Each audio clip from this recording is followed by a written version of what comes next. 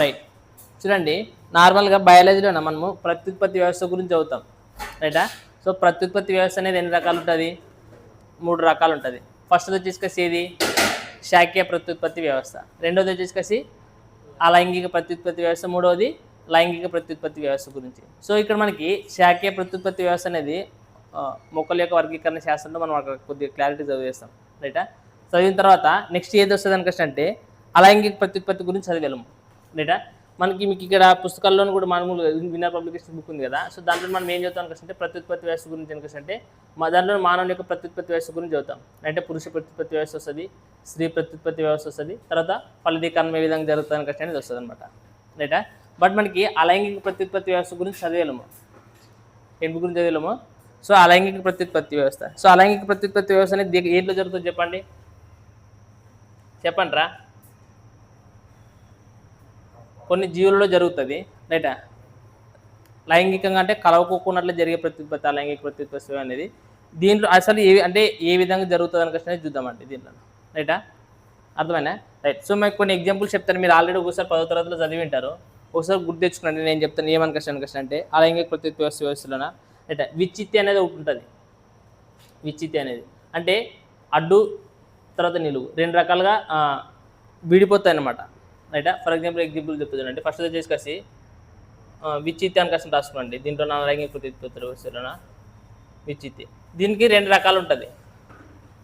విచ్చిత్తి చూపించే జీవులు 2 రకాలు ఉంటుంది. ఒకటి వచ్చేసి ఏది చెప్పండి? నిలువు. రెండోది వచ్చేసి అడ్డు, అంటే అడ్డం అనుకొస్తాను, నిలువు అనుకొస్తాను ఇట్లానే. సో ఇక్కడ చూడండి, దీంట్లోన నిలువు ద్విధా విచ్చిత్తి. నిలువు ఉంటుంది కదా, నిలువులోనే మళ్ళీ 2 రకాలు ఉంటాయి, రైటా. సో దీంట్లోన నిలువు ద్విధా విచ్చిత్తి ఒకటి ఉంటుంది. నిలువు అంటే ఒకసారి ఒక రకంగా విడిపోతుంది జీవి అనేది, తర్వాత ఇంకొకసారి ఎట్లా అనుకొస్తే ఎక్కువ విడిపోతాయి, రైటా. వాటికి ఎగ్జాంపుల్స్ ఏంటి వస్తాయి అనుకొస్తే కొన్ని పేర్లు చెప్తాను, మీకు ఏమైనా గుర్తుంటే చెప్పండి. యూగ్లీనా పేరు గుర్తుండేదే? యూగ్లీనా అంటే మొక్కలకి జంతువులకి సంధాన సేతువుగా ఉంటుంది యూగ్లీనా అనేది, గుర్తున్నది యూగ్లీనా. తర్వాత పారామీసియం అనేది గుర్తున్నదే? చెప్పు ఆకారంలో ఉంటుంది అనుకోసం అనేది ఉంటుందా? సో ఇప్పుడు చెప్పండి చిన్న ఎగ్జాంపుల్స్, అంటే 10వ తరగతిలో క్వశ్చన్ అడుగుతాను. యూగ్లీనా అనేది ఎట్లుంటుంది? నార్మల్గా ఇట్లుంటుంది కదా, తోకుంటుందా? యూగ్లీనా గుర్తున్నదనే లేదా? పారామీసియం అనేది ఇట్లుంటుంది, చెప్పు ఆకారంలోన ఉంటుందనే. సో దీన్ని ఏమంటారు చెప్పండి? తోకని కసావం అంటారు అనమాట. ఈదడానికి యూగ్లీనాకు ఉపయోగపడేది దీన్ని ఏమంటారు? కసావం అంటారు. దీనిపైన ఏంటి ఉంటాయి? ఇట్లా చెప్పండి, ఏముంటాయి ఇట్లా? ఈదడానికి ఉపయోగపడతాయి అనమాట. వీటిని ఏమంటారంటే శైలికలు అంటారు. ఏంటివి? శైలికలు అనుకోసం అంటారు, రైటా. సో ఇక్కడ చూడండి, దీంట్లోనే ఒక కేంద్రకమే ఉంటుంది. దీంట్లోనే ఒక చిన్న కేంద్రకము, ఒక పెద్ద కేంద్రకం ఉంటుంది. ఏదంట్లోనా? పారామీసియంలో. అంటే జస్ట్ కొన్ని ఇప్పుడు ఎట్లా ఏమనుకోసం అంటే ఫర్ ఎగ్జాంపుల్ ఎట్లా క్వశ్చన్ శైలిక పారామీసియం జతపరచండి అనేది అంటున్నా. యూగ్లీనా ఇచ్చేసి కసావం దీనికి సంబంధించింది. పారామీసియం అనేది శైలికలకు సంబంధించింది. ఇప్పుడు అమీబా అనుకోసం అంటారు. అమీబాలో ఏది ఉంటుంది? మిథ్యాపాదం అనేది ఉంటుంది. కదలడానికి ఉపయోగపడేది అమీబాలో ఏ భాగం ఉపయోగపడుతుంది? మిథ్యాపాదం. అసలు ఇలాంటివి మనకి మ్యాచ్ ద ఫాలోయింగ్ అడిగి స్కోప్ ఉంటాయి కాబట్టి వీటిలోనే ఏవి దేనికి ఉపయోగపడతాయి అనే క్వశ్చన్ మీరు గుర్తుపెట్టుకోవాలి. సో దీంట్లో మనకి ఎన్ని రకాలు ఉంటాయి? 2 ఉంటాయి అన్నమాట కేంద్రకాలు. సో ఒకటి వచ్చేసి చిన్నది ప్రత్యుత్పత్తి వ్యవస్థ గురించి చూసుకుంటుంది. ఏ పనులు చూసుకుంటుంది? ప్రత్యుత్పత్తి వ్యవస్థకు సంబంధించి చూసుకుంటుంది. రెండోది వచ్చేసి మామూలు వేరే క్రియలు ఉంటాయి కదా, శారీరక క్రియలకు సంబంధించి. సో ఆ శారీరక క్రియలకు సంబంధించి పనులు అనేది చేస్తుంది అనమాట దీంట్లో, రైటా. సో ఇప్పుడు నేను చెప్తా చూడండి, ఒకసారి గుర్తుపెట్టుకోండి, రైట్. ఒక జీవరాశి 2 లేదా అంతకంటే ఎక్కువ భాగాలుగా విభజన కావాలా. అట్లా విభజన ఏదంటే మనం ఏమంటాము? విచ్చిత్తి అంటాము. సో విచ్చిత్తి అనేది ఎన్ని రకాలు ఉన్నది చెప్పండి, ఏంటివి? రైట్. సో ఇప్పుడు నిలువు ద్విధా విచ్చిత్తి. ద్విధ అంటే ఏమి? ద్వి అంటే ఏమి? 2 అంటే 2గా జీరిపోతుంది అనుకోసం అర్థం. సో ఇక్కడ చూడండి, ఇప్పుడు ఇది ఏడిది? ఇది యూగ్లీనా. ఏడిది? ఇది యూగ్లీనా. ఏమని చెప్తారని చెప్తే దీన్ని చెప్పండి. మీకు వెరీ ఇంపార్టెంట్ పాయింట్ ఇది. మొక్కలకి ఏమిటికి? జంతువులకి మధ్య ఎట్లుంటుంది? సంధాన, రైట్, సంధాన సేతువుగా ఉంటుంది అనమాట ఈ యూగ్లీనా. సో ఇది అనేది దీంట్లో అనేది ఎట్లా జరుగుతుంది అనుకోసం అంటే నిలువు ద్విధా విచ్చిత్తి అనేది జరుగుతుంది, అంటే అడ్డంగా జీలిపోతుంది ఇది ఇట్లా. వాడి ఎగ్జామ్లో డైరెక్ట్ క్వశ్చన్ నిలువు ద్విధా విచ్చిత్తికి అడ్డు ద్విధా విచ్చిత్తికి ఎగ్జాంపుల్స్ అడుగుతాడు. తర్వాత బహుళ ద్విధా విచ్చిత్తి అనేది, అంటే బహుళ విచ్చిత్తి అనేది వస్తుంది. అంటే బహుళ అంటే ఏమి? చాలా రకాలుగా విడిపోతాను, అర్థమైంది. ఇప్పుడు విచ్చిత్తి అనేది ఉంటుంది కదా, ఇప్పుడు నిలువు అడ్డు అంటే 2 రకాలుగా విచ్ఛిత్తి అయిపోతుంది. తర్వాత బహుళ విచ్ఛిత్తి అనేది వస్తుంది. ఏమొస్తుంది? బహుళ విచ్ఛిత్తి అంటే ఏమనుకోవచ్చు అంటే ఎక్కువ జీవులు అనేవి వస్తాయి అన్నమాట ఒకే దాని నుంచి, రైటా? సో ఇప్పుడు గుర్తుపెట్టుకోండి, ఈ ఇదేది, ఇది యూగ్లినా, ఇదేమిది పారామీషియం. ఇది ఎట్లా జీలిపోతుంది? ఇది పారామీషియం అనేది ఎట్లా జీలిపోతుంది అనుకుంటే అడ్డుగా జీలిపోతుంది. అర్థమైందా? సో ఇక్కడ గుర్తుపెట్టుకోండి, ఈ యూగ్లినాలన ఎట్లా ఈ నిలువు అనేది విడిపోతుంది కదా, విడిపోయిన తర్వాత దీని నుంచి ఏమవుతాయి? 2 పిల్ల జీవులు అనేవి వస్తాయి. ఎన్ని వస్తాయి? 2 పిల్ల జీవులు. సో ఆ వచ్చిన పిల్ల జీవులు అనేవి ఒకే రకంగా ఉంటాయి అనమాట. ఎట్లుంటాయి? ఒకే రకంగా అంటే అంటే సేమ్ చూడడానికి ఒకే రకంగా ఉంటాయి అనమాట. అందుకోసం వీటిని ఏమంటారు అంటే సిమెట్రిక్ జీవులు అనుకస్ట్ అంటారు. తెలుగులో కూడా మనకి సిమెట్రిక్ అనే ఇస్తాడు. సిమెట్రిక్ జీవులు అనుకస్ట్ ఏం చెప్పండి? చూడడానికి ఒకే రకంగా ఉంటాయన్నమాట. అర్థమైనా? సో అందుకోసమే వీటిని యూగ్లినా నుంచి విడిపోయే జీవులు అనేటివి సిమెట్రిక్ జీవులు అనమాట, రైటా? ఒకే రకంగా ఉంటాయి. బట్ పారామీషియం నుంచి విడిపోయే జీవులు అనేవి ఎట్లుంటాయి చెప్పండి? వేరువేరుగా ఉంటాయి అనమాట. అందుకోసమే ఎసిమెట్రిక్, ఇది సిమెట్రిక్ ఎసిమెట్రిక్ అనమాట. అంటే వేరువేరుగా ఉంటాయి అనమాట. ఏదంటనా? పారామీషియంలోనా, రైటా? సో ఇప్పుడు సింపుల్ మీరు ఏం గుర్తుపెట్టుకున్నారు అనుకోండి, విచ్ఛిత్తి అంటే ఏమనుకోండి, ఒక జీవి అనేది భాగాలుగా 2 లేదా అంతకంటే ఎక్కువ భాగాలుగా విడిపోతుంది. సో అట్లా విడిపోతుంది. అది ఏ ప్రత్యుత్పత్తి కిందకి వస్తుంది? అలైంగిక ఎందుకనుకంటే ఎటువంటి లైంగిక అవయవాలు కలగకుండా జరిగే ప్రత్యుత్పత్తి కాబట్టి అలైంగిక ప్రత్యుత్పత్తి. అందులోన ఇప్పుడు చెప్పండి, నిలువు ద్విధ విచ్ఛిత్తికి ఎగ్జాంపుల్ ఏడిది? యూగ్లినా. అడ్డు ద్విధ విచ్ఛిత్తికి ఎగ్జాంపుల్ ఏడిది? పారామీషియం. ఇంకోటి మీకు ఏమని చెప్పినాను ఇక్కడ? బహుళ విచ్ఛిత్తి. సో బహుళ విచ్ఛిత్తి అనే దానికి ఏం ఎగ్జాంపుల్ చెప్తారు అనుకుంటే అమీబా.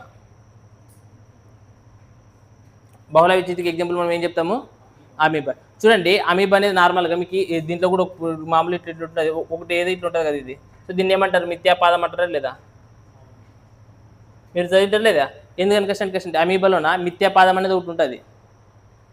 ఉంటుందనే ఉండదా? సో ఈ మిథ్యాపాదం అనేది ఏం చేస్తుంది? దీని యొక్క కదలికలకు ఉపయోగపడతారు మా అమీబా అనేది, రైటా? సో ఫస్ట్ ఎప్పుడైతే ఈ అమీబాకి ఒక ప్రతికూల పరిస్థితులు అనేవి ఏర్పడతాయి, అంటే ఇబ్బంది పరిస్థితులు ఏర్పడతాయో అది ఏం చేస్తుంది అనుకంటే అది దగ్గరగా ఒక కవచంలో అక్కడ ఏర్పడేస్తుంటుంది. అర్థమైనా? అంటే దానికి ప్రతికూల పరిస్థితులు ఏర్పడినప్పుడు ఒక కవచంలో అక్కడ చిన్నగా ఒక కవచంలో అక్కడ దాని చుట్టూ ఒక గోడలు అక్కడ ఏర్పాటు చేస్తుంటుంది.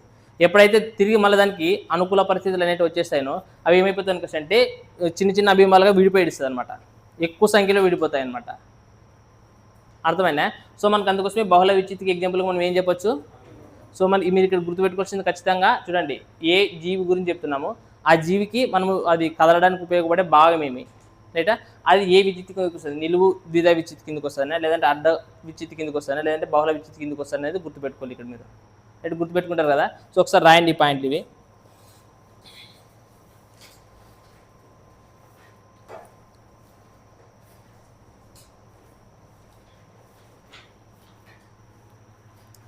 రైటా? సో ఇక్కడ మీరు బాగా రాయండి, రాసుకునేటప్పుడు గుర్తుపెట్టుకోండి. పారామీషియం గురించి ఒక 2 పాయింట్లు చెప్తాను, రైట్? ఈ పారామీషియం యొక్క సంతతినే మనం ఏమంటారు అంటే క్లోన్ అంటారని గుర్తుపెట్టుకోండి. ఇక్కడ ఈ పాయింట్ ఇంపార్టెంట్. క్లోన్ అంటే ఏమని అడుగుతుంటారు, వీటి యొక్క సంతతిని ఏమనుకుంటే పారామీషియం యొక్క సంతతిని మనం ఏమంటారంటే క్లోన్ అంటారు. అలాగే ఈ ఎక్కడైతే కానీ మనకి ఒక జీవిలోన విచ్ఛిత్తి జరిగినప్పుడు 2 రకాలుగా విచ్ఛిత్తి చెందుతుంది. కేంద్రకం కూడా విచ్ఛిత్తి చెందుతుంది. కేంద్రకాలు ఉంటాయి కదా, సో కేంద్రకం అన్న విచ్ఛిత్తి చెందొచ్చు. లేదంటే దీంట్లో ఏముంటుంది మధ్యలోన జీవ పదార్థం ఉంటుంది. సో జీవ పదార్థం అన్న విచ్ఛిత్తి చెందొచ్చు. సో వాడు ఎగ్జామ్లో డైరెక్ట్ అడుగుతాడు, విచ్ఛిత్తి జరిగినప్పుడు అంటే కేంద్రకంతో పాటు విచ్ఛిత్తి జరిగితే దాన్ని క్యారియోసైనాసిస్ అంటారు. క్యారియోసైనాసిస్, కేంద్రంతో పాటు విచ్ఛిత్తి చెందిన, రైటా? సో రాయండి, నేను చెప్తాను పాయింట్ ఇవి రాయండి, తొందర రాయండి ఇది.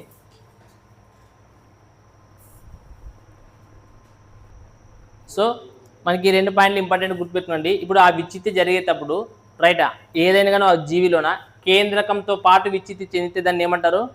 క్యారియోసైనసిస్ అనుకస్ట్ అంటారు, రైటా?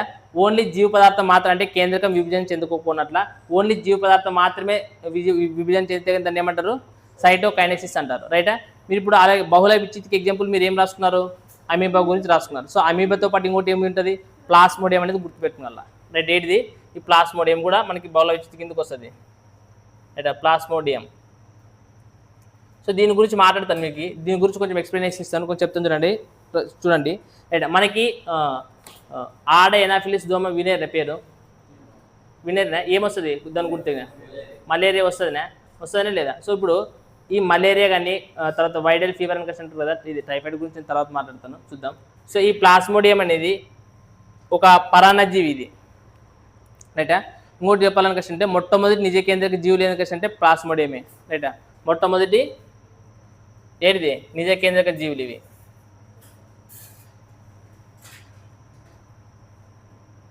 రైటా. సో మొట్టమొదటి నిజ కేంద్రక జీవులు ఏంటంటే ప్లాస్మోడియం. సో మనకి ఆడ ఎనాఫిలిస్ దోమ మనల్ని గుట్టినప్పుడు, యా దోమ, ఆడ ఎనాఫిలిస్ దోమ ఏం చేస్తుంది, మలేరియా వస్తుంది కదప్ప. ఫస్ట్ మనం ఏం చేస్తాం, మలేరియా వస్తుంది. అసలు మలేరియా అనేది ఏ విధంగా వస్తుంది అనిపిస్తుంది అంటే ఫస్ట్ ఆడ ఎనాఫిలిస్ దోమ అనేది వచ్చి నేను కుడుతుంది.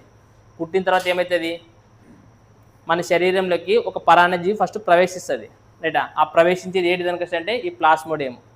ఏంటిది, ఈ ప్లాస్మోడియం చెప్తా చూడండి. సో ఇక్కడ చూడండి, ఆడ ఎనాఫిలిస్ దోమ ప్లాస్మోడియం వలన మన శరీరంలోకి ప్రవేశిస్తుంది. అప్పుడు రైటా స్పారో జాయింట్ అని అంటారు. ఈ పేరు రాసుకునండి. స్పారో జాయింట్ రూపంలోన శరీరంలోకి ప్రవేశిస్తుంది. అది ఎట్లుంటుంది అని ఒక కొడవల ఆకారంలో ఉంటుంది, ఇట్లా రైట్. సో ఈ ఆడఫిలిస్ దోమ అనేది చూడండి ఒక అంటే స్టెప్ బై స్టెప్ ఏం అవసరం లేదు, ఇది కుడుతుంది. కుట్టిన తర్వాత అనేది ప్లాస్మోడియం అనేది ఎక్కడ పోతుంది చెప్పండి, మన శరీరంలోకి ప్రవేశిస్తుంది. బాడీలోకే కదా ప్రవేశించేది. సో ఏ రూపంలోనే అంటే స్పారో జాయింట్ రూపంలోన మన శరీరంలో పోతుంది అనమాట, రైటా. సో పైకాసి యాటికి పోతుంది, స్పారో జాయింట్ రూపంలో యాటికి పోతుంది చెప్పండి, ఇది కూడా లివర్కే పోతుంది. యాటికి పోతుంది అంటే కాలేయానికి, తెల్లగా రాసుకుంటారా, కాలేయానికి పోతుంది,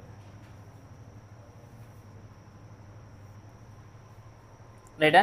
సో అక్కడ పోయిన తర్వాత అక్కడ ఒక ప్రక్రియ జరుగుతుంది అనమాట. ఇక్కడ చూడండి, ఆడ ఎనాఫిలిస్ దోమ మనం అనుకుంటున్నప్పుడు ప్లాస్మోడియం అనే ఒక పరాన్నజీవి, రైటా, స్పారో జాయింట్ రూపంలోనే అది ఎట్లుంటుంది అనుకుంటే ఇట్లా కదురాకారంలో ఉంటుంది, రైటా. మన శరీరంలోకి ప్రవేశిస్తుంది అంట. ప్రవేశించిన తర్వాత వేట పోతుంది అనుకుంటే కాలేయానికి పోతుంది. సో ఇక్కడ కాలేయానికి పోయిన తర్వాత ఒక ప్రక్రియ అనేది జరుగుతుంది అనమాట. ప్రక్రియని కష్టం చూడండి, ఫర్ ఎగ్జాంపుల్ ఇప్పుడు ఒకటి మన శరీరంలోకి ప్రవేశించింది. ఆల్రెడీ మన శరీరంలో ఏంటి ఉంటాయి, వ్యాధి నిరోధక యాంటీబాడీస్ అనేవి ఉంటాయి కదా, ప్రతిరక్షకాలు అనేవి ఉంటాయి కదా. సో ప్రతిరక్షకాలతో ఏం చేయాలి, ఫస్ట్ పోయి పోరాడాలి. పోరాడిన తర్వాతే కదా అవి గెలిచి ఇవి పోయి ఏవైతే మన శరీరంలోకి ప్రవేశిస్తాయో అవి ఎప్పుడైతే మనకి యాంటీబాడీస్ అనేవి ఎక్కువ అన్నిటిని నాశనం చేసి అప్పుడు ఏమవుతాయి, వీటి యొక్క పై ఆధిత్యం అనేది వస్తుంది. అప్పుడు మనకి ఏమొస్తుంది అనిపిస్తుంటే మనకి ఈ జ్వరాలు అనేవి వస్తాయి, ఈ మలేరియా అనేది వస్తుంది. సో ఆ ప్రక్రియను ఏమైతే చూడండి, కాలేయానికి పోయిన తర్వాత ఏమైతే అనిపిస్తుంటే సైజోగమి అనే ఒక ప్రక్రియ జరుగుతుంది. ఏ ప్రక్రియ చెప్పండి, సైజోగమి. సో ఈ సైజోగమి అనే ప్రక్రియను జరిపిన తర్వాత ఇవి ఏమైతే ఉంటాయో ఈ స్పారోజెంట్లు ఉంటాయి కదా, రెండు రకాలుగా విడిపోతాయి. మాక్రో స్పారోజెంట్, తర్వాత మైక్రో రెండు రకాలుగా విడిపోతాయి అనమాట, అర్థమైనా. సో ఈ సైజోగమి ప్రక్రియ జరిగిన తర్వాత ఈ మాక్రో అనేవి మళ్ళీ తిరిగి ఏడిపోతాయి, మళ్ళీ కాలేయానికి పోతాయి. పోయేకేసి మళ్ళీ ఏం చేస్తుంది, మళ్ళీ సైజోగమైన ప్రక్రియను జరుపుతాయి. జరిపేసి మళ్ళీ ఏమవుతాయి, మరీ ఉత్పత్తి అవుతాయి, రైట్. సో ఈ విధంగా ఉత్పత్తి అయిన తర్వాత మిగిలిన మైక్రో అనేవి ఉంటాయి కదా, అవి మన ప్రతిరక్షకాలతో ఫైట్ చేస్తాయి కాలేయానికి పోయిన తర్వాత, అర్థమైనా. సో అట్లా ఫైట్ చేసిన తర్వాత వాటిని పూర్తిగా ప్రతిరక్షకాలను చంపేసి వీటి యొక్క ఆధిపత్యం వచ్చిందంటే అప్పుడు మనకి ఏమొస్తుంది చెప్పండి, ఆడ ఎనాఫిలిస్ దోమ వల్ల మనకి ఏమొస్తుంది, మలేరియా అనేది వస్తుంది అనమాట.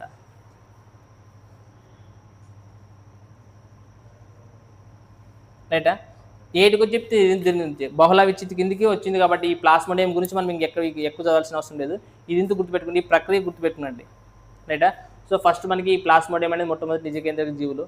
సో దీన్ని మనకి ఆడ ఎనాఫిలిస్ దోమ కుట్టినప్పుడు ప్లాస్మోడియం రూపంలోన, రైట్, ఏ రూపంలోన స్పారో జాయింట్ రూపంలోన మన శరీరంలోన కాలేయానికి చేరుతుంది.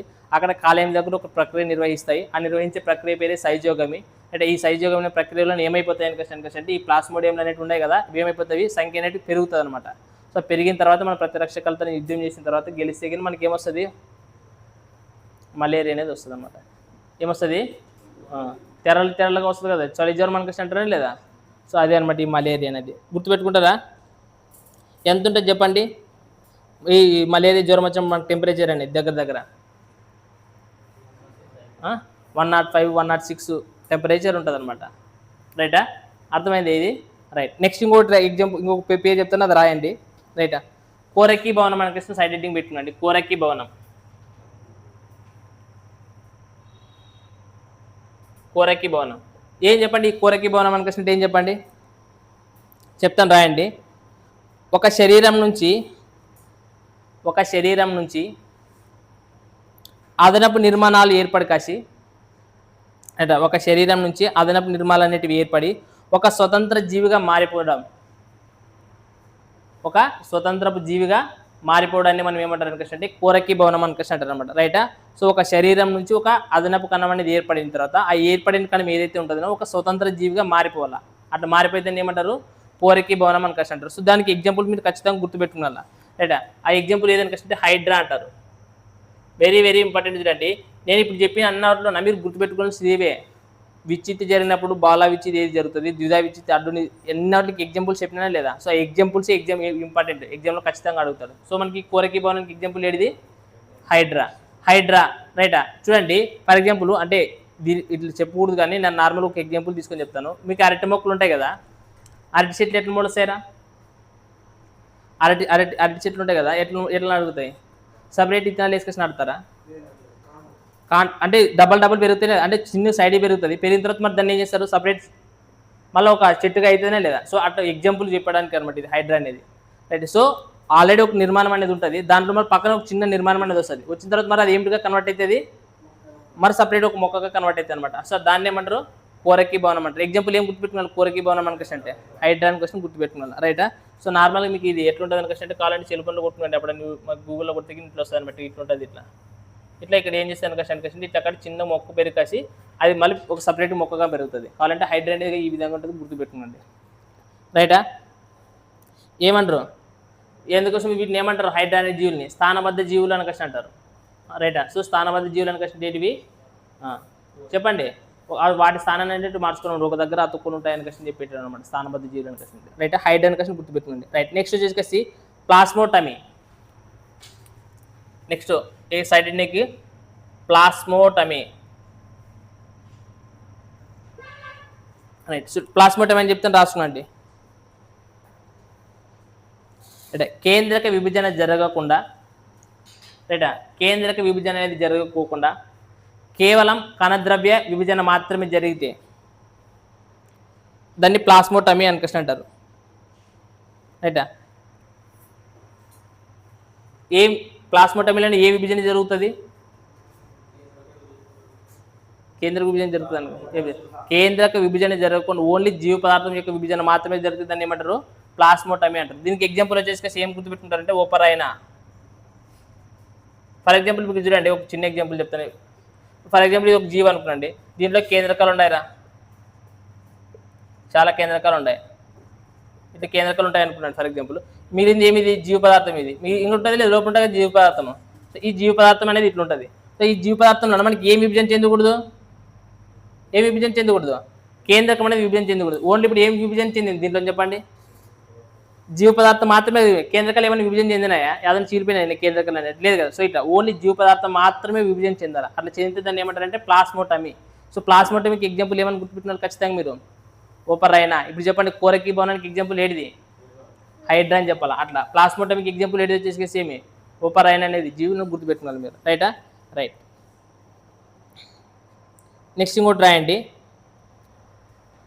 పునరుత్పత్తి అనేది చిన్న సైడ్ హెడ్డింగ్ పెట్టుకోండి. పునరుత్పత్తి అంటే అయితే ఏం లేదు, ఏదైనా కానీ ఒక భాగాన్ని మనం కోల్పోతగిన తిరిగి మళ్ళీ ఏం చేస్తుంది? అది పునరుత్పత్తి అనిపిస్తుంది, మరి వస్తుంది అనమాట. మానవ శరీరంలో ఏటి వస్తుంది చెప్పండి అట్లా పునరుత్పత్తి చెందిన అవయం ఏది?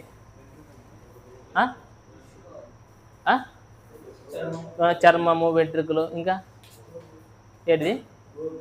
గోర్లు. చెప్పు ఇంకా కరెక్టే. గోర్లు, వెంట్రుకలు, చర్మము, ఇంకా బోర్డు మీద కూడా ఒకటి కనిపిస్తుంది చూడండి, గుర్తుపెట్టుకున్న తర్వాత మరి బోర్డు మీద కూడా రాసింది చూడండి. రైట్? రాయండి.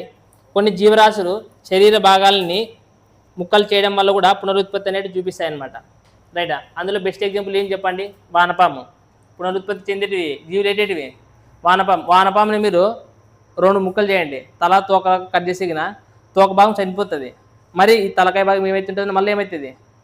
మరి ఫామ్ అవుతుంది అనమాట. సో పునరుత్పత్తి జీవి చూపించే జీవులు కొన్ని ఎగ్జాంపుల్స్ రాసుకున్నాడు. వానపాము. తర్వాత వానపాము గురించి ఇప్పుడు మాట్లాడదాం. రాయండి, వానపాము రాయండి. తర్వాత బల్లి కూడా తోకను కట్ చేసుకుని మరి ఏమొస్తుంది? మరి తోక వస్తుంది అనమాట. సో అది కూడా బల్లిని. తర్వాత ఇంకోటి స్టార్ ఫిష్ అనేది కూడా ఉంటుంది అనమాట.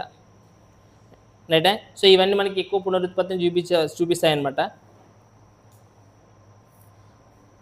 సో నేను ఇప్పుడు మీకు చెప్తాను, వానపాము గురించి నేను మాట్లాడతాను. వానపాముకి ఒక ముఖ్యమైన ఒక లక్షణం ఉండదు. ఆ లక్షణం గురించి నేను ఇప్పుడు చెప్తాను. అందులో ఇంకోటి దాని బదులు ఇంకోటి పేరు ఇంకోటి రాసుకోండి. ఏం రాస్తారు? కోరకీభవనం అయింది, ప్లాస్మోటమ్ అయింది, నెక్స్ట్ పార్థినోజెనిసిస్ అని కష్టం అంటారు. పార్థినోజెనిసిస్ అనేది రాసుకోండి. పార్థినోజెనిసిస్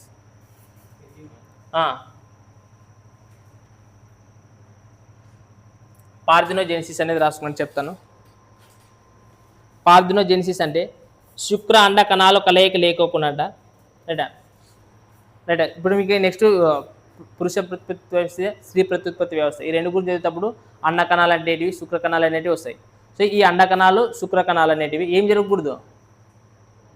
కలవుకోకున్నట్లా. రైటా రైట్. సో పార్థినోజెనిసిస్ అంటే మీకు తెలుసు, అండ శుక్ర కణాలే కలయిక లేకపోకున్నట్టు ఒక అండం అనేది ప్రౌఢజీవిగా మారితే దాన్ని పార్థినోజెనిసిస్ అంటారు. దీనికి ముఖ్య ఎగ్జాంపుల్గా మనం ఏం చెప్తాం మనకంటే కీటకాలు గుర్తుపెట్టుకోండి. పార్థినోజెనిసిస్కి ఎగ్జాంపుల్ ఏం గుర్తుపెట్టుకుంటారు? కీటకాలు. ఇన్సెక్టివోర్స్ అంటారు కదా, కీటకాలనే ఆహారంగా తీసుకునే జంతువులని ఇన్సెక్టివోర్స్ అంటారు. ఆ పాయింట్ చదివింటారు లేదా? రైట్, ఒక పాయింట్. రైట్, ఇప్పుడు చూడండి నెక్స్ట్ వానపాము గురించి మనం చదవాలి కొంచెం. దేని గురించి చదవాలా? వానపాము గురించి చదవాలా. చూడండి, వానపాముకి ఒక ప్రత్యేకత ఉన్నది, ఏమని చెప్తారా? చర్మం ద్వారా శ్వాస తీసుకుంటుంది. ఇంకా కొంచెం డీటెయిల్గా చదవాలి వానపాము గురించి, చెప్పండి. ఇప్పుడు నార్మల్గా ఇప్పుడు చూడండి, మనం చెప్తాం, ఇప్పుడు మనము బాయ్స్ అయితే ఇప్పుడు మేలే ఫీమేల్ అని కష్టం అంటే నిన్ను అడిగితే నువ్వు మేలే ఫీమేల్ అంటే ఏమని చెప్తావు? నిన్న క్వశ్చన్ మేలే ఫీమేల్ అని అడిగితే ఏమని చెప్తాను? మేల్ అని చెప్తావు. లేదంటే డైరెక్ట్ అడిగితే ఫీమేల్ అని కష్టం చెప్తాం. ఈ విధంగా చెప్తాం కదా. బట్ మనకు వానపాము అనే దాంట్లో రెండు ఉంటాయి. క్వశ్చన్ అని అడిగింది కింది వాటిలోన ఉభయ లైంగిక జీవిని గుర్తించండి అని క్వశ్చన్ అడిగింది. సింపుల్ గ్రూప్ డీల క్వశ్చన్. ఈ కింది వాటిలోన ఉభయ లైంగిక జీవిని గుర్తించండి అంటే ఏమి? స్త్రీ ప్రత్యుత్పత్తి వ్యవస్థ కలిగి ఉండాలా, పురుష ప్రత్యుత్పత్తి వ్యవస్థ కలిగి ఉండాలి. అట్లా రెండు ప్రత్యుత్పత్తి వ్యవస్థలు కలిగిన జీవే వానపాము. అందుకోసం దీనికి మీరు ఏమని రాసుకుంటారు? ఉభయ లైంగిక కలిగిన జీవి, ఉభయ లైంగిక వ్యవస్థ కలిగిన జీవి. ఉభయ లైంగిక వ్యవస్థ కలిగిన జీవి ఏదని క్వశ్చన్ అంటే వానపాము. ఫర్ ఎగ్జాంపుల్ ఇక్కడ వానపాము అనేది ఇట్లా ఉంటుంది అని క్వశ్చన్ అనుకుంటే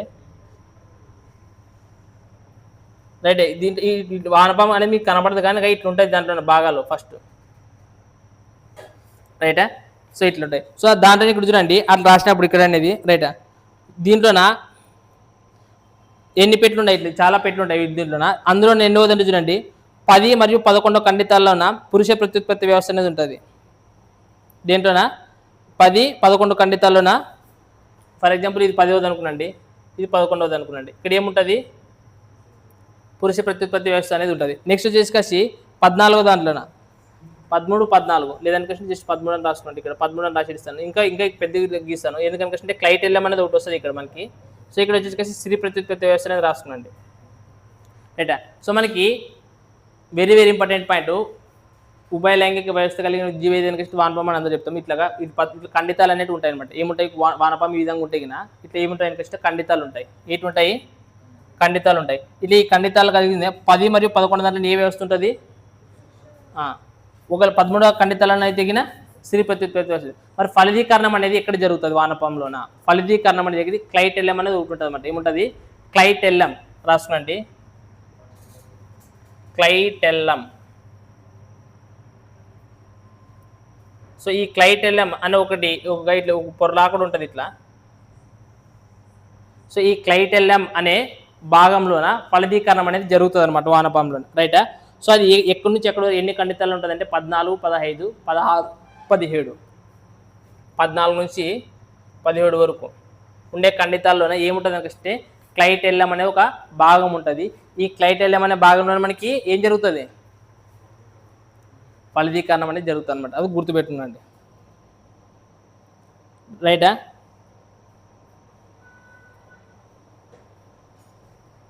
కాబట్టి ఇది బాహ్యంగా జరుగుతుంది కాబట్టి దీని యొక్క ఫలదీకరణాన్ని ఏమంటారు అంటే బాహ్య ఫలదీకరణం అని చెప్తారు. రైట్? ఫలదీకరణం అంటే బాహ్యంగా దీంట్లో జరుగుతుంది కాబట్టి దీని యొక్క ఫలదీకరణం ఇక్కడ సపరేట్ కాకుండా దీంట్లో జరుగుతుంది కదా. సో అందుకోసమే ఈ ఫలదీకరణం ఏమంటారు? బాహ్య ఫలదీకరణం అని అంటారు. సో బాహ్య ఫలదీకరణం ఈ కింది వాటి ఏ జీవిలో జరుగుతుంది అని అంటే దేంట్లో జరుగుతుంది? వానపాములో జరుగుతుంది అని మీరు ఇక్కడ గుర్తుపెట్టుకోవాలా. రైటా? సో ఇంకా మనకి ఇవి కాకుండా ఇంకా కీటకాలు 2 పేర్లు వినపడుతుంటాయి మీకు ఎప్పుడు ఏమన్నా కానీ ప్రత్యుత్పత్తి వ్యవస్థల గురించి చదివేటప్పుడు. ఒకటి వచ్చేసి ఈగ, ఏమంటారు? ఈగ. ఇంకోటి వచ్చేసి దోమ. వీటి యొక్క ఇప్పుడు చూడండి, వీటి యొక్క లార్వాలని ఎక్కువ క్వశ్చన్లు అడుగుతుంటాడు. దోమ యొక్క లార్వాని ఏమంటారు? రైట్. ఈగ యొక్క ప్యూపా దశ, దోమ యొక్క ప్యూపా దశని ఏమంటారు? ఈగ యొక్క లార్వాని ఏమని క్వశ్చన్ అడుగుతున్నారు. ఇవి బాగా గుర్తుపెట్టుకోండి. ఈగ అని పేరు ఆడొచ్చా కానీ మేఘాట్ అని గుర్తుపెట్టుకోండి. ఏమని గుర్తుపెట్టుకుంటారు? మేఘాట్. దోమని ఏమంటారు? రెగ్యులర్. ఈ పేర్లు గుర్తుపెట్టుకోండి. రైట్. దీని యొక్క ప్యూపా దశని కూడా ట్యూబ్లర్ అనేది కూడా వస్తుంది. ట్యూబ్లర్ అనేది కూడా వస్తుంది దీంట్లో. సో రెగ్యులర్ అనేది గుర్తుపెట్టుకోండి, మనకి అది వస్తుంది ఎక్కువ ఎగ్జామ్లో. సో ఈగ అంటే మేఘాట్ అని ఆడని వచ్చింటే ఈగను గుర్తుపెట్టుకోండి మీరు. అలాగే దోమ అని వచ్చేది రెగ్యులర్ అని క్వశ్చన్ గుర్తుపెట్టుకోండి. అలాగే మనకి ఇంకొకటి గుర్తుపెట్టుకోండి ఎప్పుడా కానీ, దోమలు తింటుంది ఒక దోమ. దోమలు తినే చేప పేరు అడుగుతాడు ఎక్కువ ఎగ్జామ్లో అడుగుతున్నాడు. కాంబూజియా అని ఒక చేప ఉంటుంది. ఇది కాంబూజియా. ఏం తింటుంది ఇది? దోమల్ని ఆహారంగా తీసుకునేది ఏ చేప అని అంటే కాంబూజియా అనే చేప గుర్తుపెట్టుకునండి. ఒకటి ఒక చిన్న పాయింట్ అది. ఆ పాయింట్ని గుర్తుపెట్టుకునండి. రైటా?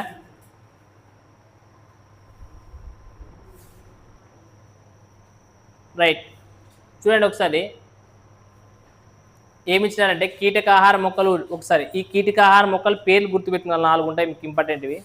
సో ఇప్పుడు ఫస్ట్ ఏముండదురా? డ్రాసిరా. దాన్ని ఏమంటారు? సండి అంటారు. ఇప్పుడు చూడండి ఇది మీకు ఒక మొక్కలు అక్కడ కనిపిస్తుంది. ఇది కనిపిస్తుందా? ఇది ఏ ఆకారంలో ఉంటుందంటే తిత్తుల వంటి ఆకారం. ఇది తిత్తుల వంటి ఆకారం. వాటి ఎగ్జామ్లో నీవు అడిగిన క్వశ్చన్ ఇవి ఇచ్చిగా. ఇవి డ్రాసిరా, తిత్తుల వంటి నిర్మాణము, పుస్తక ఆకారము, పూజా ఆకారము, స్పూను. స్పూన్ని తెలుగు ఏమంటారు? చెంచా వంటి ఆకారం ఉండేది. ఇది చూడండి, ఇది చూడడానికి ఎట్లా చూడండి. డయోని అనేది వీనస్ ఫ్లై ట్రాప్ అంటారు దీన్ని. ఈ పేర్లు గుర్తుపెట్టుకోండి. డ్రాసిరా అంటే శాండ్యూ అని కష్టండి, తిత్తులు అంటే ఆకారంలో ఉంటుందని గుర్తుపెట్టుకోవాలి. నెక్స్ట్ డయోనియా అంటే వీనస్ ఫ్లై ట్రాప్. ఏ ఆకారంలో ఉంటుంది మనకి? ఇది చూడడానికి బుక్కులు అక్కడే కదా ఉండేది ఇది. కాబట్టి ఏ ఆకారంలో ఉంటుంది? ఇది పుస్తకం ఆకారంలో ఉంటుంది. రైటా? సో అంటే ఇక్కడ చూడండి, ఫర్ ఎగ్జాంపుల్ ఒక జీవి దీనిపైన వాలిందంటే కన్నా అది ఏం చేస్తుంది అంటే కలుసుకొని పోతుంది అనమాట. ఇవి ఉంటాయి కదా ఇవన్నీ. సో అతుక్కుంటాయి అనమాట గట్టిగా. అప్పుడు దాన్ని ఆహారంగా తీసుకుని నడుస్తుంది. ఫర్ ఎగ్జాంపుల్ ఇది ఉన్నది, ఒక జీవి కీటకం వచ్చి దాని గురించి వచ్చినప్పుడు ఇది ముచ్చుకుని నడుస్తుంది అనమాట, క్లోజ్ అయ్యిస్తుంది. అర్థమైనా? అట్లా కీటకాలు. సో దీంట్లో కూడా ఫర్ ఎగ్జాంపుల్ ఏదో ఉండడానికి దీంట్లో పోయడానికి ముచ్చుకుంటుంది ఆటోమేటిక్గా. అర్థమైనా? సో అన్ని అట్లా ఈ విధంగా జరుగుతాయి అన్నమాట దీంట్లో. సో మనకి ఇక్కడ చూడండి నెపంతిస్ అంటే దీని ఏమంటారు? పిక్చర్ ప్లాంట్ అంటారు. సో ఇది ఏ ఆకారంలో చూడడానికి? ఇది పూజా ఆకారమే కదా ఉండేది. పూజా ఆకారమే కదా ఉండేది. పూజాలు అక్కడే కదా ఉండేది. సో పూజా ఆకారం. అలాగే యూట్రికల్ ఏరియా అంటే బ్లాడర్ వాటర్ కష్టం. ఇది ఆకారంలో ఉండదు. స్పూన్ ఏమంటారు? చెంచా ఆకారం. సో పేర్లు అంటే ఏ ఆకారం ఉంటే కూడా తిత్తులు వంటి నిర్మాణము, పుస్తకము, పూజ, చెంచా ఈ విధంగా ఉంటాయని గుర్తుపెట్టుకునేలా.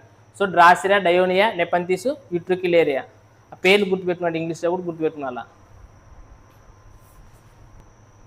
చూడండి పురుష ప్రత్యుత్పత్తి వ్యవస్థ గురించి మాట్లాడదామండి. జస్ట్ అంటే బేసిక్ ఇన్ఫర్మేషన్ తెలుసుకున్నాండి. ఎట్లుంటుంది పురుష ప్రత్యుత్పత్తి వ్యవస్థ, తర్వాత స్త్రీ ప్రత్యుత్పత్తి వ్యవస్థ ఏ విధంగా ఉంటుంది, కొంచెం ఏ విధంగా పనిచేస్తుందో చూద్దాం. సో ఇక్కడ పురుష ప్రత్యుత్పత్తి వ్యవస్థ గురించి అధ్యయనం చేసే శాస్త్రాన్ని ఏమంటారు అంటే స్త్రీ ప్రత్యుత్పత్తి వ్యవస్థ అంటే గైనకాలజీ సపరేట్ చెప్దాం. రైటా? సో పురుష ప్రత్యుత్పత్తి వ్యవస్థ గురించి అధ్యయనం చేసే శాస్త్రాన్ని ఆండ్రాలజీ అంటారు. సో మీరు ఇక్కడ కనిపిస్తున్నారు కదా మీకు ఇదే పురుష ప్రత్యుత్పత్తి వ్యవస్థ అనేది. సో ఇక్కడ చూడండి ఈ పురుష ప్రత్యుత్పత్తి వ్యవస్థలోన రైటా మనకి ఫలదీకరణం జరుగుతుంది కదా. సో మనకి ఒక ఆడ, ఒక మగ, మేల్, ఒక ఫీమేల్ రైటా సెక్సువల్గా పార్టిసిపేట్ చేసినప్పుడు లైంగిక ప్రత్యుత్పత్తి అనేది జరుగుతుంది. సో జరిగిన తర్వాత పురుషుల్లోనే మనకి ఏంటి వస్తాయి? వీర్యం అనేది రైటా అంటే శుక్రకణాలు అనేవి వస్తాయి. వీర్యంలోన ఏంటి ఉంటాయి? శుక్రకణాలు అనేవి ఉంటాయి. అలాగే స్త్రీల్లో ఏం విడుదల అయితే మనకి అండాలు అనేవి రిలీజ్ అవుతాయి. సో మనలోన శుక్రకణము, స్త్రీలలోన ఏడిది అండాలు రెండు కలిసినప్పుడు ఏమవుతుంది? ఫలదీకరణం అనేది జరుగుతుంది. రైటా? సో అట్లా జరిగేలాంటి చూడండి ఫస్ట్ అసలు మనకి ఈ శుక్రకణాలు అనేవి ఏ విధంగా రిలీజ్ అవుతాయి, ఏ విధంగా ఫామ్ అవుతాయి అనేది మీరు తెలుసుకోవాలి. ఏది పురుష ప్రత్యుత్పత్తి వ్యవస్థలో. అందులో మనకి ఏం కనిపిస్తాయి మీకు రెండు ఇక్కడ? ఏటివి? ముష్కాలు. ఏటివి? ముష్కాలు. ముష్కాలు అనేవి ఎక్కడ అమరి ఉంటాయి? ముష్క గోనుల్లోన రైట్. ఈ ముష్క గోనుల్లోన ఈ రెండు ముష్కాలు అనేటివి అమరి ఉంటాయి అనమాట. సో ఈ ముష్కాల్లోన రెండుగా ఇక్కడ మీకు ఒక గుర్తులు అక్కడ ఉన్నాయి కదా. ఏటివి చెప్పండి? ఇవి ఇట్లా ఇట్లా ఇట్లా ఉండేవి ఉన్నాయి కదా. ఇట్లా ఇట్లా ఇట్లా ఏటివి చెప్పండి? చెప్పండి. శుక్రోత్పాదక నాళికలు. Very very important. ఏటివి? ఈ శుక్రోత్పాదక నాళికల నుంచి మనకి ఫస్ట్ స్టార్ట్ అవుతాయి అనమాట శుక్రకణాలు అనేటివి, అంటే ఉత్పత్తి అయ్యేది రైటా. ఈ ముష్కాలు ఉంటాయి, ముష్క గోనులు ఉంటాయి, దాంట్లోనే శుక్రోత్పాదక నాళికలు అనేవి ఉంటాయి. సో ఈ శుక్రోత్పాదక నాళికలోనే మనకి స్టార్ట్ అవుతుంది అనమాట. స్టార్ట్ అయిన తర్వాత మనం ఎక్కడికి వస్తే చెప్పండి రైటా. ఈ క్వశ్చన్ అడిగింది చూడండి. శుక్రకణాలు అనేటివి తాత్కాలికంగా ఇక్కడ నిల్వ ఉంటాయని క్వశ్చన్ అడుగుతారు. ఏ భాగంలో తాత్కాలికంగా నిల్వ ఉంటాయి? ఎపిడిడెమిస్ అనే ప్రాంతంలోన. ఇక్కడ ఎపిడిడెమిస్ అనే ప్రాంతంలోన శుక్ర కణాలు అనేటివి తాత్కాలికంగా ఎటుంటాయి? నిల్వ ఉంటాయి. తర్వాత మనకి ఏది ఉంటుంది? ఇక్కడ నుంచి ఏం ఫామ్ అయింది? శుక్రవాహిక. అంటే వాహిక అని క్వశ్చన్ అంటే ఒక దారి అని క్వశ్చన్. ఆ దారిలోని పోతాయని క్వశ్చన్ అర్థం. అర్థమైనా? ఇప్పుడు చెప్పండి, దీంట్లో ఫస్ట్ మనకి ఏంటి? ముష్క గోణులు ఉంటాయి. ఆ రెండు ముష్క గోణులు అనేవి ఉంటాయి, రెండు ముష్కాలు అనేవి ఉంటాయి. సో ముష్కాల్లో మనకి ఏంటి ఉంటాయి? శుక్రోత్పాది నాళికలు ఉంటాయి. ఏంటుంటాయి? శుక్రోత్పాదక నాళిక. దాని నుంచి మనకు శుక్రాశయం అనేది విడుదలయ్యేది అనమాట. సో విడుదలైన తర్వాత అది యాటికి వస్తే చెప్పండి? ఎపిడిడెమిస్. సో ఈ ఎపిడిడెమిస్ భాగంలోనే మనకి ఈ శుక్ర కణాలు అనేవి తాత్కాలికంగా నిల్వ ఉంటాయి అనమాట. రైట్. సో నిల్వ అయిన తర్వాత నిదానంగా ఒక నాళం ఉంటుంది. ఆ నాళం పేరు ఏం పేరు చెప్పండి? శుక్రవాహిక. అక్కడ నుంచి మనకి ఏమైతే అనిపిస్తుంటే ఇవి వచ్చేస్తాయి అనమాట. ఇవి ఉందే కదా మనకి ఇవి శుక్ర కణాలు అనేవి ఇది నిదానంగా వచ్చేస్తాయి అనమాట. వచ్చిన తర్వాత మనకి ఇక్కడ గ్రంథులు చాలా ఇంపార్టెంట్ ఇవి రెండు. రైటా? చెప్పండి, మనకి ఇక్కడ రెండు రకాల గ్రంథులు ఉంటాయి చూడండి. పైన గ్రంథులు ఏమంటారు? కౌపర్ గ్రంథులు. ఏమంటారు? కౌపర్ గ్రంథులు. ఈ కౌపర్ గ్రంథులు, ఈ టెస్టోస్టెరాన్ అనే హార్మోన్ రిలీజ్ చేసే గ్రంథులు ఏంటి అని క్వశ్చన్ అడుగుతారు. ఏ గ్రంథులు? కౌపర్ గ్రంథులు అని క్వశ్చన్ ఇంపార్టెంట్. రైటా? ఉంది కదా, తెలుసు కదా అనే సినిమాలో డైలాగ్ అనమాట. టెస్టోస్టెరాన్కి ఎంత ఉంటుంది, ఈస్ట్రోజన్కి ఎంత ఉంటుంది, టెస్టోస్టెరాన్కి ఎంత ఉంటుంది అని క్వశ్చన్ కుదరదు. సో ఆ టెస్టోస్టెరాన్ అనేది ఎక్కడ ఉంటుంది? పురుషుల్లోనే ఉంటుంది. ఎక్కడ? సో దాన్ని రిలీజ్ చేసే గ్రంథులు ఏంటివి? కౌపర్ గ్రంథులు. సో తర్వాత దాని కింద ఇంకొక ఏముంటాయి చెప్పండి? పౌరుష గ్రంథులు. రైట్. సో దీన్ని ఏం విడుదల చేస్తాయి? వీర్యాన్ని ఉత్పత్తి చేస్తాయి. సో ఈ వీర్యాన్ని మనకి రైట్ దీంట్లో ఉండే చక్కెర ఏదైనా క్వశ్చన్ అడుగుతాడు. వీర్యంలో ఉండే చక్కెర ఏది వచ్చేసి ఫ్రక్టోజ్ అని గుర్తుపెట్టుకోండి. రైటా? సో తర్వాత అక్కడ ప్రత్యేకానికి అనేది వస్తుంది అనమాట. సో మనకి ఈ విధంగా చూసుకుంటే కినా రైటా? సో వీర్యం అనేది శుక్రకణాలు అనేవి ఏ విధంగా ట్రావెల్ చేస్తున్నాయి చెప్పండి? ఫస్ట్ ముష్కాలు. ఎక్కడ మనకి ఫస్ట్ ముష్కాలు. ముష్కాల నుంచి మనకి ఎక్కడి నుంచి వచ్చినాయి చెప్పండి? ముష్కాల నుంచి మనకి ఎక్కడ ఉత్పత్తి? శుక్రోత్పాదక నాళిక. సో శుక్రోత్పాదక నాళిక నుంచి ఎక్కడికి వస్తున్నాయి అవి? ఎపిడిడెమిస్కి వస్తున్నాయి. తర్వాత శుక్రాశయం. రైట్. అంటే ఇక్కడే ఉంటుంది శుక్రాశయం. తర్వాత ప్రత్యేకానికి వస్తుంది. సో ఈ విధంగా మనకి ఏమైతే శుక్రకణాలు అనేవి ట్రావెల్ చేస్తాయి. అర్థమైనా? సో ఇవి గుర్తుపెట్టుకోవాలి. సో మనకి దీంట్లో అన్ని వచ్చేది ఏది వస్తుంది చెప్పండి? శుక్రకణమే కదా వచ్చేది. లాస్ట్కి ఏమొస్తాయి మనకి? ఫలితీకరణలో జరిగేటప్పుడు చెప్తే పురుషుల్లో నుంచి శుక్రకణము, స్త్రీల నుంచి అన్నం. ఈ రెండు ఏం చేయాలి? ఫలితీకరణ జరిగితేనే మనకి బేబీ అనేది ఫామ్ అవుతుంది. సో ఇక్కడ చూడండి, ఈ శుక్రకణం యొక్క జీవితకాలం ఎన్ని రోజులు? రైటా? 3 రోజులు లేదా 72 hours. సో మనకి దీంట్లోన కొన్నిసార్లు ఏమైతే అనుకుంటే చిన్న పిల్లలు పుడతారు కదా, పుట్టినప్పుడు వాళ్ళకి ముష్కాలు అనేవి ఏముంటాయి అనుకుంటే ఉదరకుహరం అంటే ఏమి పొట్ట భాగం అనుకుంటారు కదా. సో ఈ పొట్ట భాగంలో కొద్దిగా ఇంకా లోపలికి ఉంటాయి అనమాట. అట్లా లోపలికి ఈ దీన్నే ఏమనుకుంటారు అంటే క్రిప్టార్కిడిజం అంటారు. అది ఒక రకమైన ఏమంటారు వ్యాధి ఎక్కడైనా అనుకుంటున్నాను అనమాట అది. సో ఈ క్రిప్టార్కిడిజం అనుకుంటే ఏమి? పిల్లల్లోని ముష్కాలు అనేవి ఎక్కడుంటాయి? ఉదరకుహరంలో ఉంటాయి. ఎందుకంటే పొట్టలోకి లోపలికి ఉంటాయి అనమాట. రైట్. అట్లుండే భాగం మనం ఏమంటారు? క్రిప్టార్కిడిజం అనుకుంటారు. గుర్తుపెట్టుకోండి.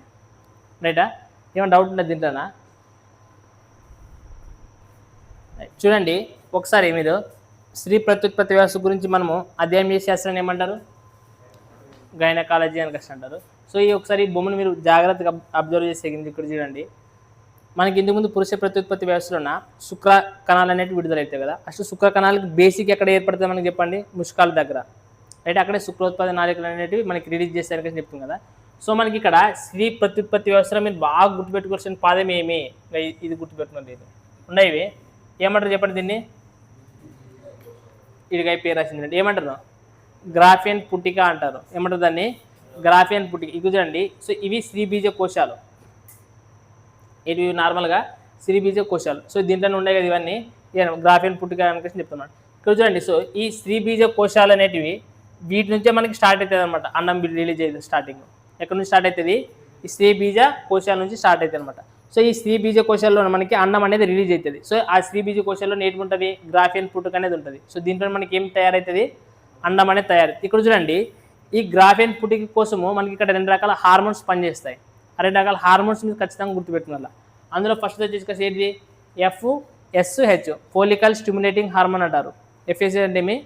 Follicle stimulating hormone. అంటే గ్రాఫియన్ పుట్టిక ఏదైతే ఉండదో దీని అభివృద్ధి కోసము ఉపయోగపడే హార్మోన్ ఏదని అంటారు. అంటే ఏది? ఫోలికల్ స్టిమ్యులేటింగ్ హార్మోన్ అనేది. రైటా? తర్వాత ఈ గ్రాఫియన్ పుట్టిక నుంచి అన్నం ఏర్పడాలంటే ఇది ఏం చేయాలంటే విచ్ఛిన్నం కావాలా. సో గ్రాఫియన్ పుట్టిక ఏదైతే ఉండదో ఇది విచ్ఛిన్నం కోసము తోడ్పడే హార్మోన్ ఏదని అడుగుతాడు. ఏ hormone? LH hormone, luteinizing hormone అంటారు. ఏమంటారు? Luteinizing hormone. సో గ్రాఫియన్ పుట్టిక అన్నప్పుడు మీకు 2 రకాల హార్మోన్లు మైండ్లోకి రావాలి. ఒకటి వచ్చేసి FSH ఫోలికల్ స్టిమ్యులేటింగ్ హార్మోన్. ఇది గ్రాఫియన్ యొక్క పుట్టిక అభివృద్ధికి తోడ్పడుతుంది. అలాగే ల్యూటినైజింగ్ హార్మోన్ అనేది గ్రాఫియన్ పుట్టిక విచ్ఛిన్నం చెందడానికి ఉపయోగపడుతుంది అనమాట.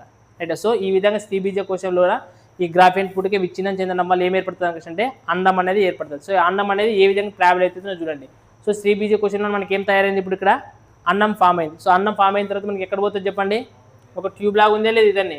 సో ఈ ఫాలోబియన్ నాళం, ఈ ఫాలోబియన్ నాళం నాకు ఇచ్చినాను కదా, ఇక మార్కింగ్ వేసినా లేదు, ఇట్లా మార్కింగ్ వేసినాం లేదా. సో ఈ ఫాలోబియన్ నాళం నుంచి ఆడకపోయిన తర్వాత చెప్పండి ఏ భాగం ఇది, గర్భాశయానికి పోయింది అనమాట. ఎక్కడ పోయింది, గర్భాశయం. సో ఈ గర్భాశయం నుంచి తర్వాత ఎక్కడికి వస్తుంది, యోనికి వస్తుంది, రైట్. సో ఇక ఈ యోనిలో భాగాలు తీసుకొచ్చి ఈ బార్తోలిన గ్రంథులు, రైటా.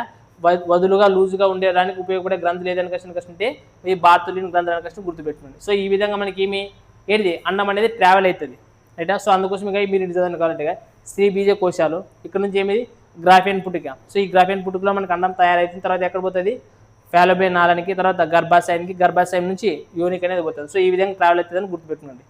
సో బట్ ఎగ్జామ్లో మనకి ఎక్కువగా వీటిపైన క్వశ్చన్ అడిగిండ్రు చూడండి. మోనార్క్ దశ అంటే ఏంటివి, మోనోపాజ్ దశ అంటే ఏంటివి అని అడిగిండ్రు, రైటా. సో ఎప్పుడైతే స్త్రీలలోన రైటా 12 నుంచి 13 సంవత్సరాల పిల్లలను మొదటిసారిగా మనకి ఏమైతే అంటే అండం అనేది విడుదలవుతుంది, రైటా. సో ఇక్కడ మినిమం 12 నుంచి 13 సంవత్సరాల వయసులోన.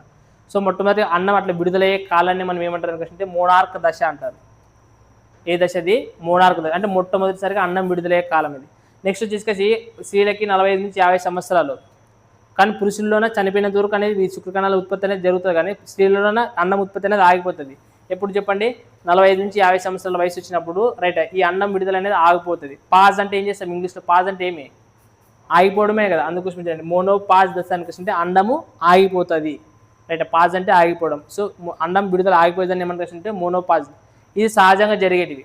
ఈ విధంగా కాకోకున్నట్లు, సహజంగా జరగకోకున్నట్ల, రైట్, ఏవైనా కొన్ని కారణాల వల్ల అన్నం విడుదల అనేది జరగదు అనమాట, రైట్. దాన్ని ఏమంటారు, అమైనోరియా అంటారు. అంటే ఏదైనా కానీ శారీరక సమస్యలైనా కావచ్చు, లేదంటే కానీ ఒక స్త్రీ గర్భం ధరించినప్పుడు కానీ, రైట్, గర్భం ధరించినప్పుడు కానీ మనకి అన్నం అనేది విడుదల కాదనమాట. సో ఆ విడుదల కాకోకున్నట్లు ఉండే దశని ఏమంటారు, అమైనోరియా, రైట్. ఇది సహజంగా జరగదు. 2 రకాలు, శారీరక సమస్యలు అనేవి కావచ్చు, లేకపోతే గర్భం ధరించినప్పుడు కావచ్చు, రైట్. అప్పుడు అన్నం విడుదల ఆగిపోతుంది అనమాట. ఆ దశని ఏమంటారంటే అమైనోరియా దశ అంటారు. సాధారణంగా విడుదల ఏదైతే మోనార్క్ దశ, మోనోపాజ్ దశ, ఈ రెండు ఖచ్చితంగా మీరు గుర్తుపెట్టుకోవాలి. అర్థమైనా, ఏమైనా డౌట్ ఉండే దీంట్లో, ఇంకా ఏముండే మీకు దీంట్లో రాసిండేటివి, అంతే కదా. సో ఇక్కడ చూడండి ఇంకోటి ఇక్కడ మర్చిపోయిన ఈ పదం గుర్తుపెట్టుకోండి, ఇది కార్పస్ లూటియం అనేది. మీకు ఇంకా నీట్గా ఈ చాప్టర్ని ఫలదీకరణ చదివేటప్పుడు గురించి ఇంకా క్లారిటీగా వచ్చేస్తుంది. సో ఈ గ్రాఫియన్ పుట్టికి ఏదైతే విచ్ఛిన్నం చెందుతుందో ఆ ప్రక్రియను మనం ఏమంటారంటే కార్పస్ లూటియం అంటారు, రైట్. గ్రాఫియన్ పుట్టికని విచ్ఛిన్నం చెందాలంటే ఏమంటారు చెప్పండి, కార్పస్ లూటియం అని క్వశ్చన్ మాత్రం గుర్తుపెట్టుకోండి, రైటా. ఇంకంతేనా దీంట్లో చెప్పాల్సినవి. సో ఋతుచక్రకాలం, ఋతుచక్రకాలం అని క్వశ్చన్ ఏం చెప్పండి, మామూలుగా స్త్రీలలోన అన్నం అనేది విడుదలవుతుంది. ఇప్పుడు పురుషుల్లోనే శుక్రకణాలు అనేది ఎప్పుడు రిలీజ్ అవుతుంది, ఎప్పుడైనా రిలీజ్ అవుతుంటాయి అనమాట, రైటా. బట్ స్త్రీలలో మనకి ఏమైతే కష్టం అంటే అన్నం అనేది 28 రోజులకి నుంచి 30 రోజులకి ఒకసారి విడుదల, అంటే నెలకు ఒకసారి అనుకుంటుంది నార్మల్గా, రైట్. నెలకు ఒకసారి అనేది అన్నం అనేది రిలీజ్ అవుతుంది అనమాట, రైట్. సో ఆ అన్నం రిలీజ్ అయ్యే కాలాన్ని మనం ఏమంటారు అంటే ఋతుచక్ర కాలం అంటారు. ఇంకా దీంట్లో సెక్రటరీ దశ, ప్రొలిపరేటరీ దశ అని క్వశ్చన్ ఉంటాయి, అవి కంప్లీట్గా మనం ప్రత్యుత్పత్తి ఫలదీకరణ చదువుతాం, రైటా. సో బట్ జస్ట్ ఋతుచక్ర కాలం అని క్వశ్చన్ ఏమి అన్నం విడుదలయ్యే కాలం అనమాట, రైట్. ఎన్ని రోజులకు ఒకసారి విడుదలైతే స్త్రీలో అన్నం అనేది 28 నుంచి 30 రోజుల్లో ఒకసారి అనేది విడుదలవుతుంది అనమాట, రైటా. సో దాన్ని మనం ఋతుచక్ర కాలం అని క్వశ్చన్ అంటారు, రైటా, రైటా. సో మీరు ఇక్కడ నుంచి రివర్స్ గుర్తుపెట్టుకోవాలా, రైటా. సో ఏ విధంగా చూడండి, ఫస్ట్ ఏం ఏర్పడి ఉంటుంది, కణం నుంచి ఏమొచ్చింది, కణజాలాలు నుంచి ఏమొస్తుంది, అవయవం నుంచి ఏం ఏర్పడుతుంది, జీవి ఏర్పడుతుంది. జీవి నుంచి ఏమవుతుంది, అన్ని జీవులు కలిసి జనాభా అవుతుంది. అట్లా కొంత జనాభాలో ఏమవుతుంది, సముదాయాలకు ఏర్పడతాయి. అట్లా సముదాయాలు ఏమంటారు, ఆవరణ వ్యవస్థ అంటారు. అంటే ఈ ఆవరణ వ్యవస్థలన్నీ ఏమిటి కిందకు వస్తాయి, బయోమ్ కిందకు వస్తాయి. ఈ బయోలన్నీ ఏమిటి కిందకు వస్తాయి, జీవావరణం, బయోస్పేర్స్ కిందకు వస్తాయి. సో ఈ ఆర్డర్ గుర్తుపెట్టుకోండి, రివర్స్లో గుర్తుపెట్టుకోండి దీన్ని, రైటా.